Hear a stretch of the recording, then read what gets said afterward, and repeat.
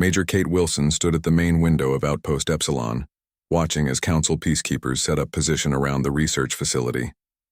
6 ships had landed in the last hour, their crews establishing a perimeter that was closing in slowly. The outpost, built on the edge of Viridian space, had been humanity's most advanced research center outside the solar system. "They're moving faster than we expected," said Lieutenant Greg Davis, joining her at the window. "We need another 3 hours to load all the research data." Kate nodded. "Then we'll buy those 3 hours." She turned to face the 30 scientists and 15 security personnel gathered in the main hall. "Listen up. Council forces are trying to prevent our evacuation. They specifically want the quantum entanglement communications research. Under no circumstances can that technology fall into Council hands." Dr. Eric Nelson, the lead quantum physicist, clutched his portable drive nervously. 6 years of work. They always demanded we share our findings, but they never shared theirs. "And now they never will," Kate said firmly. "Continue loading the transport security team with me." Outside, a voice boomed over loudspeakers. "Attention human facility. By order of the Galactic Council, you are required to leave all research, materials, and data storage devices behind. These are Confederation property. Comply immediately." Kate stepped outside with 5 armed guards. A tall Tellurian officer approached from behind a line of peacekeepers. His feathered crest flared with obvious tension. "Major Wilson, I am Commander Vextil. This doesn't need to become hostile. The Council simply requires what is legally theirs." Kate maintained a calm expression. "According to what law, Commander?" "The Proxima Centauri Treaty specifically grants research rights to the developing party." "Circumstances have changed," my commander replied stiffly. "Your government's illegal withdrawal requires special measures." Kate smiled slightly. "They never expected us to actually leave," she said to her team, just loud enough for the commander to hear. "They thought we were bluffing." She turned back to the Tellurian. "Commander, our transport will depart in 3 hours with all personnel and all research. Any attempt to stop us will be considered an act of war against Earth." The commander's eyes narrowed. "You are outnumbered, Major." "Perhaps," Kate replied. "But I invite you to check your sensors. There are 3 human stealth vessels in orbit that your ships haven't detected. They carry enough firepower to reduce this entire area to glass." This was a bluff, but Kate had learned that most Council species were terrible at reading human expressions. The commander hesitated, then stepped back. 3 hours, Major, not 1 minute more." As Kate returned inside, Greg approached her. 3 stealth vessels. "If they existed, I wouldn't tell you about them in front of an enemy, would I?" Kate winked. "Get the evacuation moving faster." Across the galaxy, similar scenes unfolded. Human diplomats collected their belongings from embassies. Merchant vessels broke contracts mid-delivery. Military advisors abandoned joint exercises. Some faced resistance, others were simply watched with stunned disbelief. On Luna Base, Defense Secretary Paul Roberts walked through the massive underground facility housing Project Lighthouse. Engineers swarmed around enormous structures that would soon be deployed in space. Dr. Olivia Jackson, chief engineer of the project, offered him a tablet with the latest updates. "The first ring of platforms will be operational within 72 hours, sir. Full coverage of the solar system will take 2 weeks." Paul studied the schematics. "These look just like standard communication arrays." Olivia smiled proudly. "That was the, point. We've been building them for years in plain sight. The Council thought we were just upgrading our comm network." "And what happens when we activate them?" Paul asked. "Any ship trying to enter the solar system without authorization will find their drive systems disabled," Olivia explained. "No explosions, no destruction, just a lot of stranded, angry aliens." Paul nodded approvingly. "The President wants a defensive perimeter, not a provocation." "Good work, Doctor." Meanwhile, on the neutral space station Helios, Ambassador Susan Miller met secretly with representatives from 3 smaller species: the reptilian Valorians, the crystalline Nyx Collective, and the humanoid Tauri remnant. All had suffered under Council dominance for centuries. "Earth is not looking to stand alone," Susan explained. We're proposing a new alliance, founded on actual equality, not the pretense of it. The Valorian ambassador, his scaled skin reflecting, the dim light leaned forward. The council will retaliate against anyone who joins you. They'll try, Susan agreed, but they're about to discover how dependent they've become on human infrastructure. We've been preparing this withdrawal for decades. The Tari representative, whose people had once controlled a vast empire before being conquered by the council, spoke quietly. What guarantees do we have that humans won't become the new tyrants? Susan activated her datapad, displaying a draft agreement. Equal voting rights, mutual defense obligations, fair trade terms. No species can dominate another. The Nyx representative's crystalline form shimmered with interest. The council has existed for 10,000 years. What makes you think humans can change something so ancient? Because we already have, Susan replied.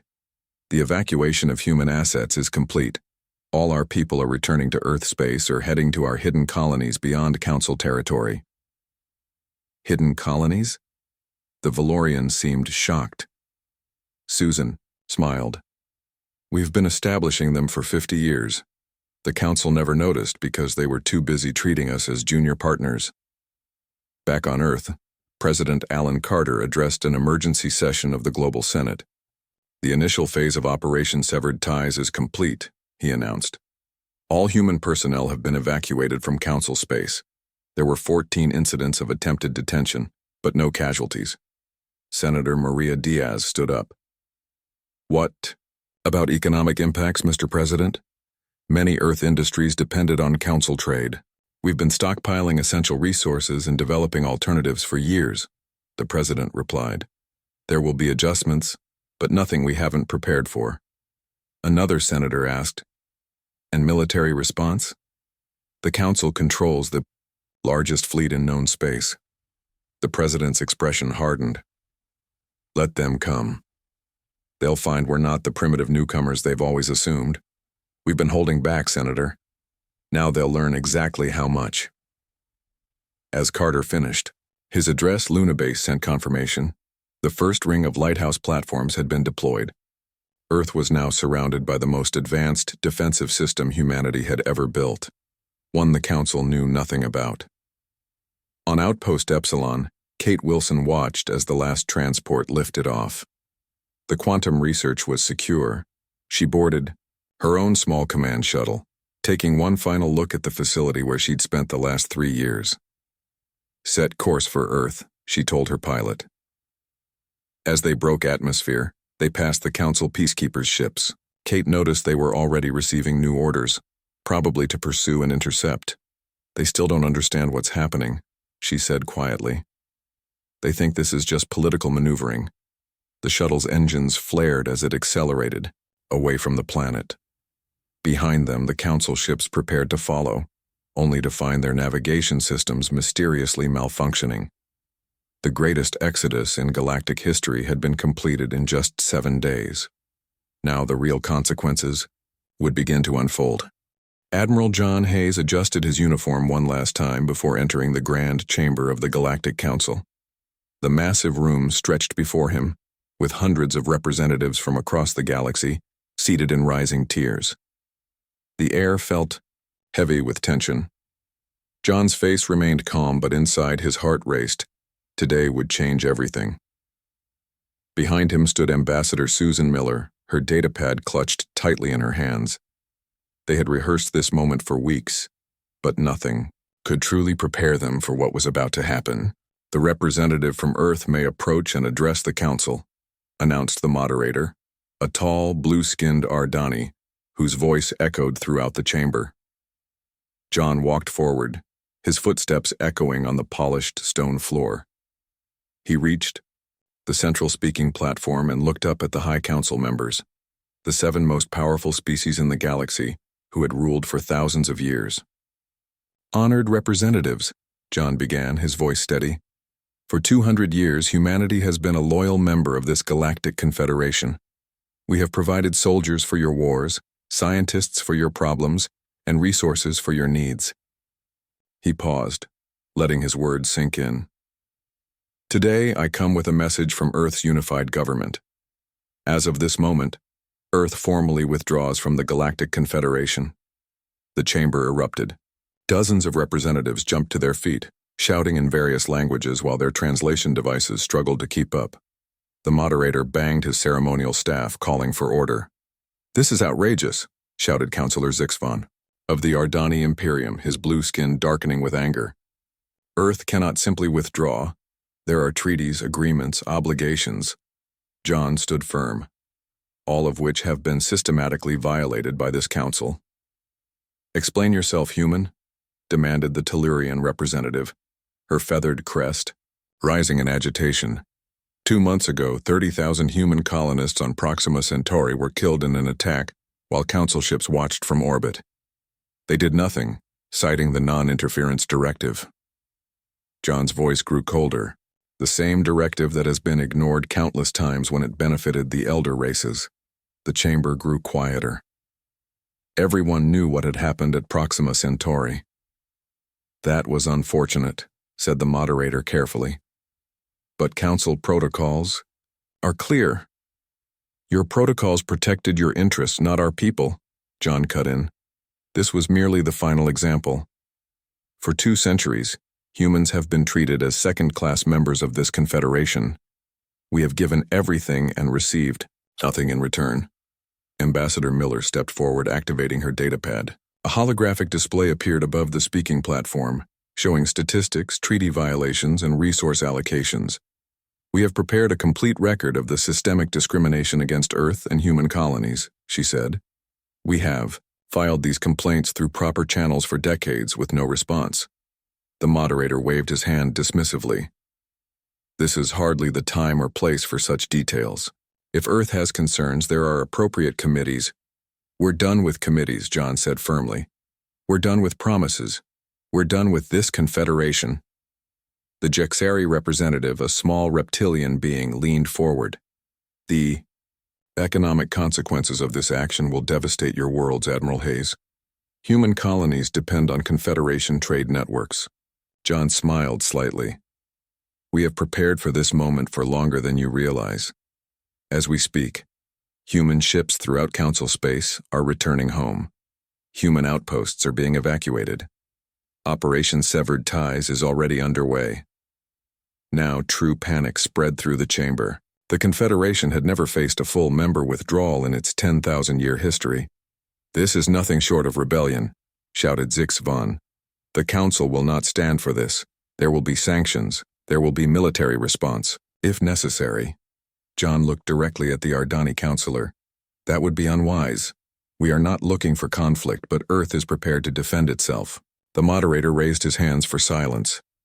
When the chamber quieted, he spoke in a more measured tone.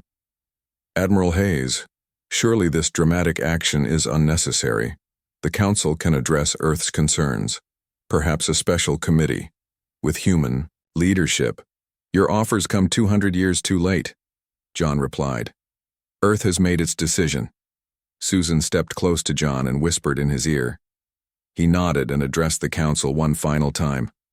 "Earth does not wish to be an enemy of the Confederation. We simply choose to go our own way.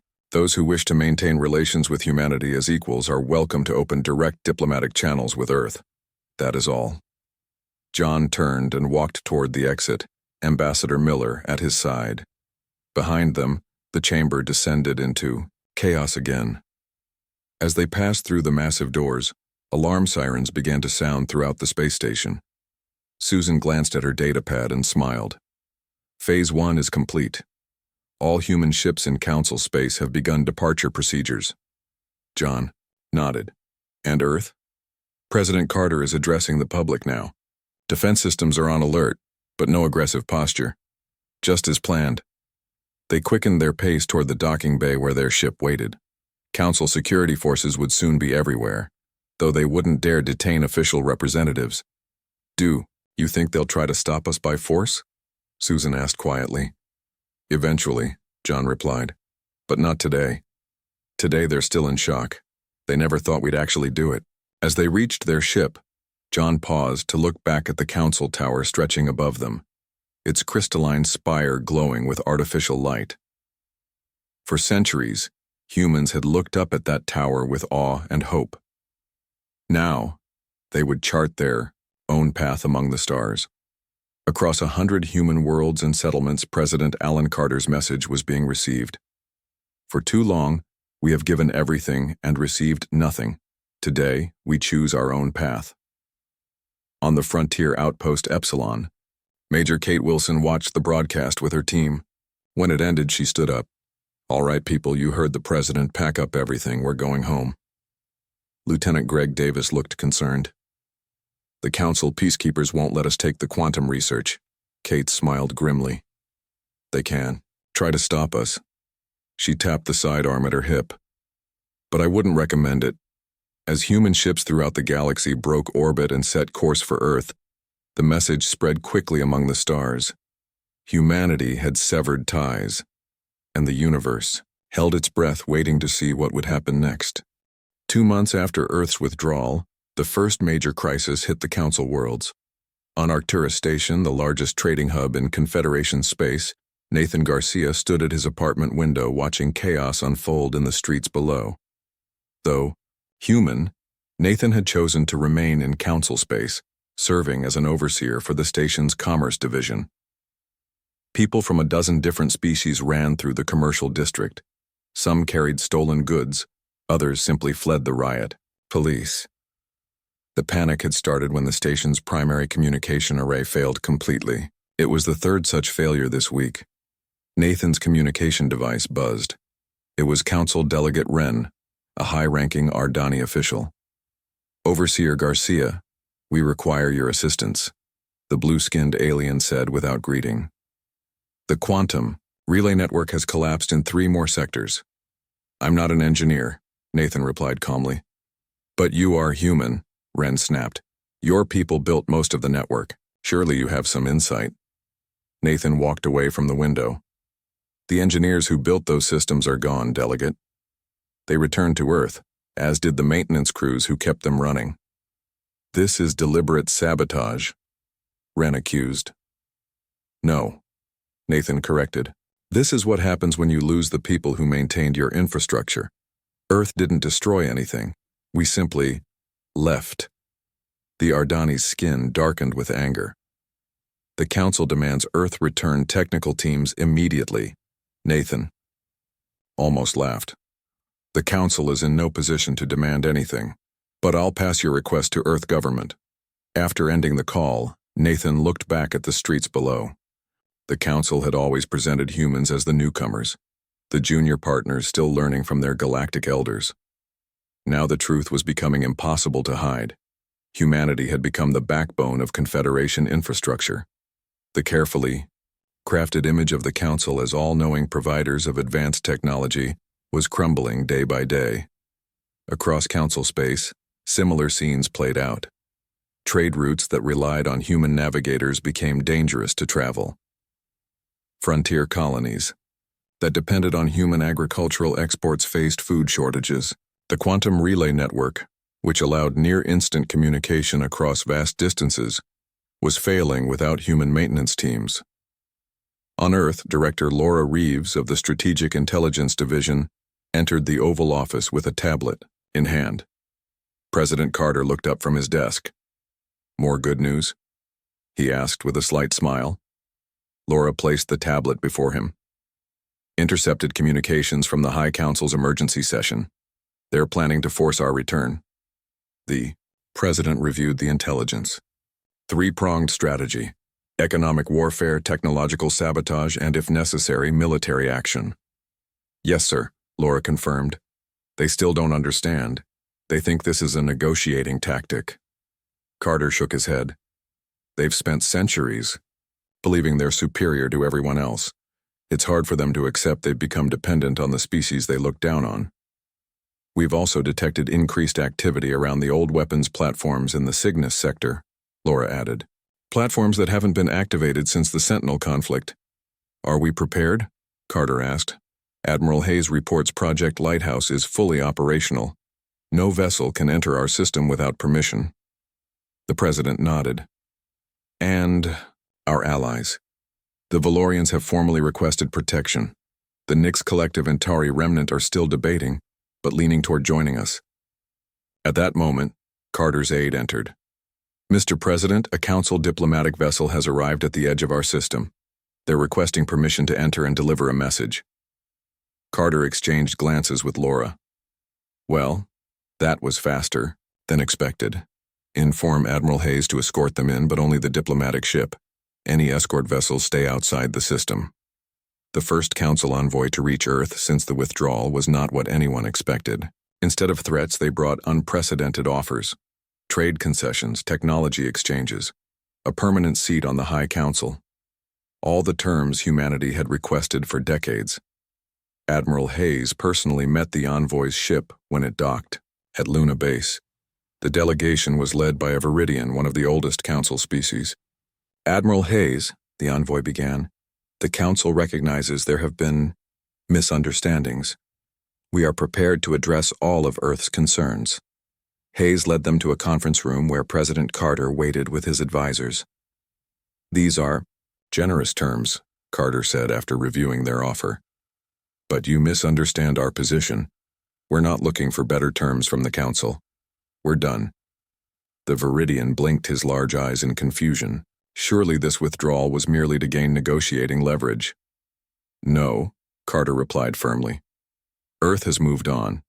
We welcome diplomatic relations with individual species as equals, but we will not rejoin the Confederation. This is unprecedented, the envoy protested. No species has ever left the Council. Perhaps it's time someone did, Carter answered. The Council has existed for 10,000 years, yet inequality and exploitation remain its foundation. We choose a different path. That evening, after the envoy departed, Admiral Hayes joined Carter in the White House garden. They'll try again, Hayes predicted. With more pressure next time, Carter nodded. Of course they will. They can't afford to let this stand. If Earth successfully leaves the Council, others will follow. Some already are, Hayes confirmed. The Valorians have begun evacuating their colonies near Council space. They're requesting our help. They'll have it, Carter assured him. We stand by our promises. Across the stars, the news spread rapidly. Earth had rejected the Council's peace offering. Humanity was truly breaking away and taking allies with them. The established order that had ruled the galaxy for millennia was being challenged. On a frontier planet far from both Earth and Council space, Dr. Richard Bennett stepped out of his laboratory into the light of an alien sun. Behind him, a team of scientists monitored equipment that hummed with power. Phase 1 of the Prometheus protocol is complete, his assistant reported. Atmospheric composition is already shifting. Richard looked across the barren landscape where small green patches had begun to appear. The Council told us terraforming takes centuries. They charged colonies generations of debt for the process. They lied, his assistant said simply. Richard nodded. They've been lying about a lot of things. This planet will be habitable in 3 years, not 3 centuries. In orbit above them, Captain Nicole Foster watched the progress from the bridge of her ship. Soon she would lead a humanitarian mission to the struggling Tari worlds, bringing the same terraforming technology that the Council had claimed was impossible. Captain, her communications officer called. We're receiving a priority message from Earth. The Council is mobilizing their fleet at the edge of Valorian space. Nicole's expression hardened. Send word to all ships. Operation Shield Maiden begins immediately. The Valorians asked for our protection, and they'll get it. As her vessel prepared to jump to faster-than-light speed, Nicole reflected on how quickly everything was changing. For 2 centuries, humanity had played by the Council's rules. Now they were writing new ones, and the galaxy would never be the same. 6 months into humanity's isolation, Earth revealed what the Council had feared most. Humans had been holding back. The first colony ships departed from Earth orbit, using a jump drive technology far more advanced than anything they had shared with their former allies. Dr. Olivia Jackson stood in the control center on Luna Base, watching the massive vessels vanish into the darkness of space.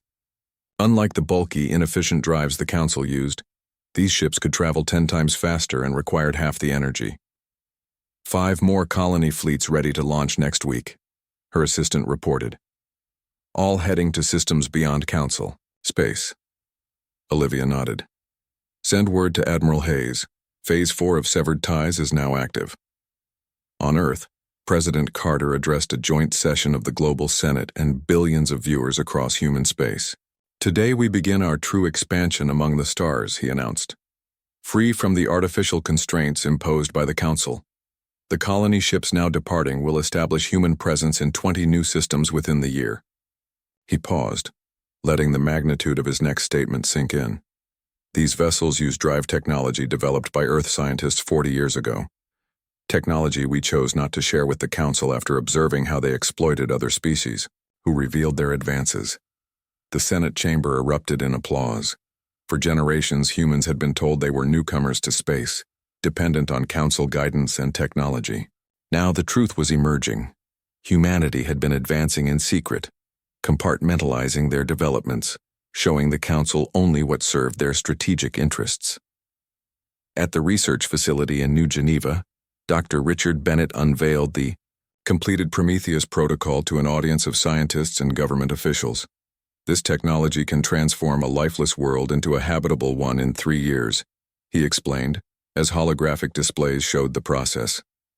The Ardani Imperium has been charging exorbitant fees to terraform worlds over decades, creating debt-bound client states in the process. Why didn't we share this before?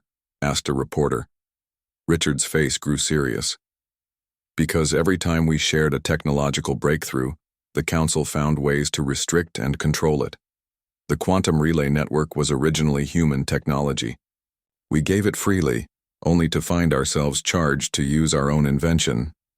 In orbit above the struggling Tauri remnant worlds, Captain Nicole Foster prepared her fleet for a dangerous mission. The once proud Tauri civilization had challenged Council authority centuries ago and paid a terrible price. Now their remaining worlds were under blockade, facing starvation and medical shortages. Humanitarian cargo secured, her first officer reported. Medical supplies and food enough for 6 million people. Nicole nodded. And our escorts? 6 warships with the new shield technology. Council weapons should be ineffective against them. Should be, Nicole repeated with a slight smile. Let's hope we don't have to test that. Set course for Tauri Prime. As her fleet jumped to faster than light speed, warning signals flashed at monitoring stations throughout Council space. The Ardani Imperium immediately dispatched warships to intercept what they believed was an invasion fleet heading for their former subjects. Admiral Zex of the Ardani Defense Force watched from his command ship as the human vessels appeared near Tauri Prime. His intelligence had warned of a military force, but what he saw confused him. The ships were clearly designed for cargo transport, not war. They're landing at the main spaceport, his sensor officer reported. Scans indicate food, medical supplies. Admiral Zex frowned. It's a trick. Move to intercept.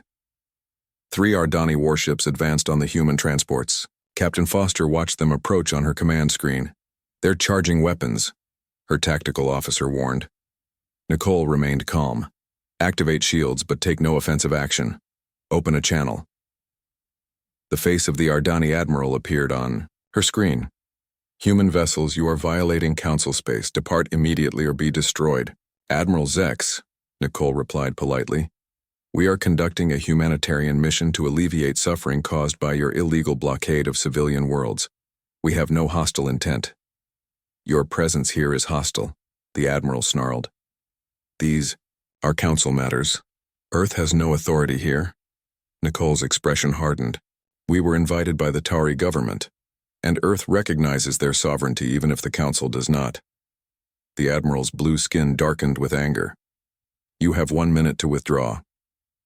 The communication ended. Nicole turned to her officers. Continue landing operations. Alert our escort vessels to prepare for defensive action only. The minute passed. The Ardani ships fired, energy weapons streaking toward the human vessels. But instead of the expected destruction, the beams dissipated, harmlessly against invisible barriers. On the Ardani command ship, Admiral Zex stared in disbelief. Impossible. No defense system can withstand concentrated fire from 3 warships. His weapons officer looked up in shock. "Sir, they're not even returning fire." On the surface of Tauri Prime, human medical teams distributed supplies to the desperate population. News spread quickly. Earth had broken through the blockade that had strangled their world for decades, and they had done it without firing a single shot. On Arcturus Station, Overseer Nathan Garcia received a coded message from 16 different species who wished to follow Earth's example. "We want out," the Valorian ambassador told him during a secret meeting. "And we want Earth's protection when we leave." Nathan studied their faces, representatives from species that had been part of the Council for thousands of years. "This won't be easy," he warned them. "The Council won't let you go without a fight." "The Council is weakening," said the Nyx representative, her crystalline form shimmering with determination. "For millennia they've ruled through the illusion of superiority and the threat of overwhelming force. Earth has shattered both illusions." Nathan nodded slowly. "I'll send your message to Earth, but be ready. The Council will discover this meeting, and when they do—" "We know the risk," the Valorian ambassador replied, "but after seeing what humans accomplished in just 6 months of freedom, we're willing to take it." As the representatives departed, Nathan encrypted their request and sent it through a secure channel to Earth. The message was simple. The Council is fracturing. A new alliance is possible. The galaxy is changing faster than anyone predicted. In the depths of Council space, Supreme, Counselor Drav Shu, oldest of the founding species, studied reports of human activities with growing alarm. The carefully constructed order that had maintained his people's dominance for 10,000 years was unraveling. "We underestimated them," he admitted to his inner circle. "We saw their deference as weakness, their patience as submission." "What, now?" asked his advisor. The ancient being's eyes narrowed. "Activate the Sentinel platforms, all of them." His advisor gasped. "But those weapons haven't been used since the last time our rule was threatened," Drav Shu finished coldly. "If humans want to change the order of the galaxy, they will learn why none have succeeded in 10,000 years. 1 year after severed ties began, President Carter welcomed delegations from 27 species to New Geneva on Earth. The Grand Meeting Hall had been built specially for this historic event. Unlike the tiered arrangement of the council chambers, where position indicated power and status, this room featured a circular table with no position of prominence. Susan Miller, now Earth's Secretary of State, studied the faces around her, beings from worlds that had been part of the council for thousands of years, sitting as equals with representatives from small frontier colonies that had never been granted full council membership. "We gather today not to create another empire," President Carter began, his voice calm but firm, "but to forge a true partnership among the stars." The Alliance of Independent Systems was born that day, a cooperative rather than a confederation, with mutual defense and fair trade as its founding principles. Susan signed the charter alongside former rivals and new allies. Many of the delegates had risked everything by coming here. The council had already labeled them traitors. "This is how change begins," the Valorian ambassador told Susan as they watched the others sign. "Not with war, but with choice." In orbit above Earth, Admiral Hayes stood on the bridge of the EAS Defender, watching as ships from 24 species arrived for the Alliance's inaugural fleet exercise. His XO, Commander Diane Clark, handed him the latest intelligence report. "The IT Council is mobilizing the Sentinel weapons platforms," she said quietly. "All of them?" Hayes nodded grimly. "They're still not taking us seriously. That's always been their mistake. The Sentinel platforms were ancient weapons that had not been activated since the last major challenge to Council authority, 3,000 years earlier. According to historical records, they had ended that rebellion in a single day of destruction. "Will our defenses hold against them?" Diane asked. "We're about to find out," Hayes replied. "But remember, Commander, we've had 2 centuries to study Council technology. They've had 0 time to study what we've been developing in secret." On Arcturus Station, Overseer Nathan Garcia prepared to leave his post. The Council had finally discovered his role in helping other species communicate with Earth. Arrest was imminent. Time to go home, he murmured to himself as he packed a small bag. A soft chime announced a visitor.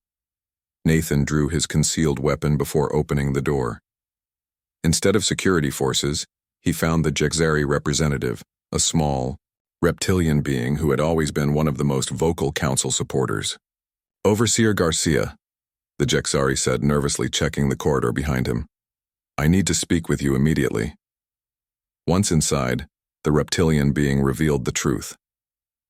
The Sentinels are not what the Council claims. They are not weapons of last resort. They are weapons of mass extinction. Nathan's blood ran cold. "What do you mean?" 3,000 years ago, they weren't used to end a rebellion. They were used to end an entire species that threatened Council dominance. The Krell civilization, erased from history. "Why are you telling me this?" Nathan asked. The Jexari's scales rippled with emotion.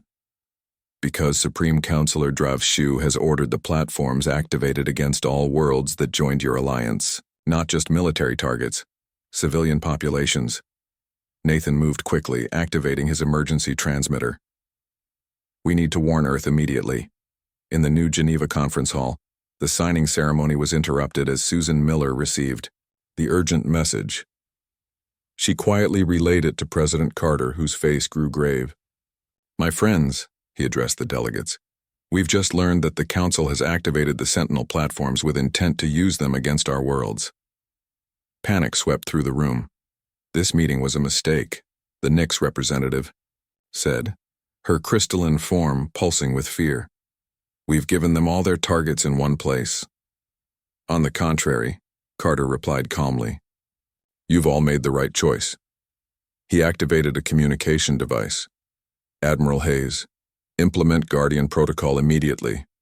In space, the first Sentinel platforms began to move, ancient weapons awakening after millennia of dormancy.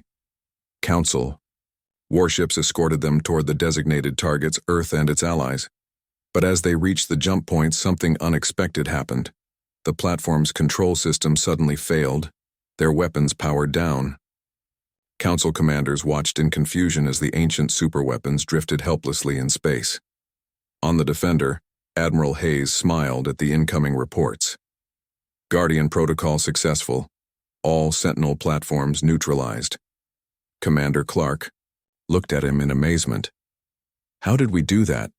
Those platforms are protected by the most advanced security in the galaxy." "They were," Hayes corrected. "But Dr. Jackson's team found their weakness years ago. The protocols are ancient and hadn't been updated in thousands of years. We've been preparing this countermeasure since we first learned of their existence." Back at the conference hall, Carter addressed the stunned delegates. "The threat has been neutralized. The Sentinels are no longer functioning." "Impossible," whispered the Tari representative. "Nothing can stand against the Sentinels." Susan stepped forward. "The Council maintains power through fear and the illusion of supremacy, but that illusion ends today." A communication channel opened, and Supreme Counselor Drav Shu himself appeared on the main screen. The ancient being's face twisted with barely controlled rage. "What have you done?" he demanded. Carter faced him calmly. "We've defended ourselves against extinction, Counselor. Your Sentinels will never threaten anyone again." "This is the end of civilization as we know it," Drav Shu warned. 10,000 years of order destroyed by human arrogance." "Not destroyed," Carter corrected. "Transformed. Your kind of order, built on fear, secrecy, and inequality, was never true civilization. It was stagnation dressed as stability." The Counselor's ancient eyes narrowed. "This is not over, human." "On that point we agree," Carter replied. "This is just the beginning." After the communication ended, the delegates continued their work, with renewed purpose. The failed attack had only strengthened their resolve. By day's end, the Alliance of Independent Systems was officially formed. On the Council homeworlds, news of the Sentinels' failure spread rapidly despite efforts to suppress it. The unthinkable had happened. The Council's ultimate weapons had been defeated.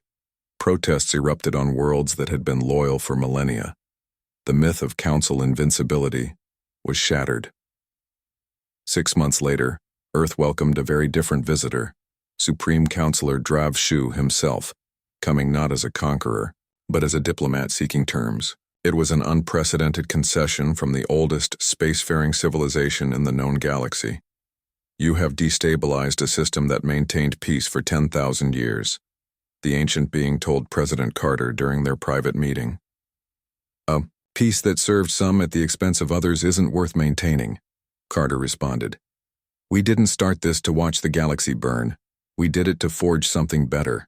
As they negotiated the new relationship between the Alliance and what remained of the Confederation, Admiral Hayes and his fleet conducted the first joint patrol with ships from 20 allied species. Commander Clark joined him on the observation deck as they watched the mixed fleet in formation exercises. It's amazing how quickly everything changed, she said. 1 year ago we were subordinate members of the Council. Now we're the foundation of a new interstellar order.